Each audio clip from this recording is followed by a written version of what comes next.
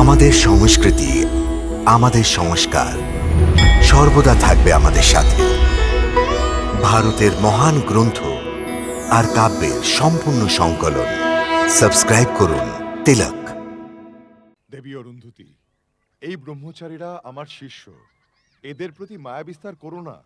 আমি কোথায় মায়ায় জড়াচ্ছি স্বামী? আমি তো মায়ের কর্তব্য পালন করছি। নিজের মায়ের থেকে দূরে যখন এই ছোট ছোট শিশু পরিশ্রমে ক্লান্ত হয়ে ঘরে ফেরে, তখন তাদের মাকে মনে পড়ে।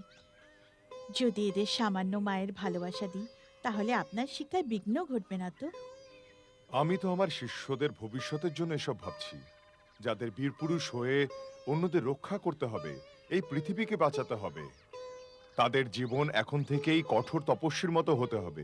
এদের কর্মঠ তৈরি করতে হবে। কর্মঠ বানান, কিন্তু পাথর বানাবেন না।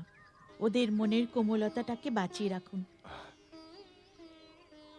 আপনি সুন্দর কথা বলেছেন। আপনি এদের গুরু মাতা, এই জন্য এই কাজ আজ থেকে আপনাকে অর্পণ করলাম। আমি এদের কর্তব্যের কঠোরতা শেখাবো, আপনি ভাবনার কোমলতা শেখান। ধন্যবাদ। আমি এদের পাঠ শুরু করাবো, যাতে এদের মন নিরস না হয়ে যায়, ওদের মধ্যে সঙ্গীতের সুর বেজে ওঠে। তবেই তো এরা পূর্ণপুরুষ হবে।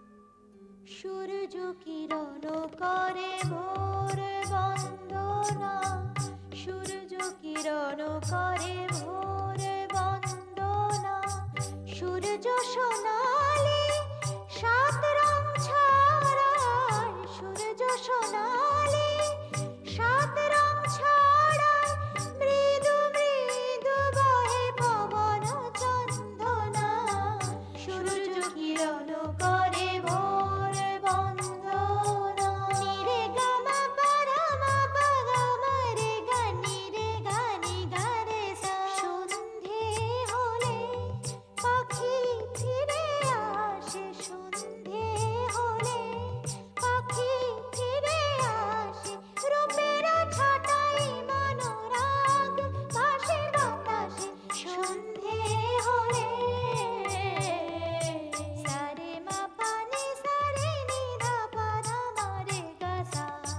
বিলোকিত রাগ গায় সীমাহীন সীমানায়, ছায়া নাটছে ওঠে যোগিনী রাঙিনায়, ছায়া নাটছে ওঠে যোগিনী রাঙিনায়। মধ্যরাত্রে করে সোহিনী বন্দনা,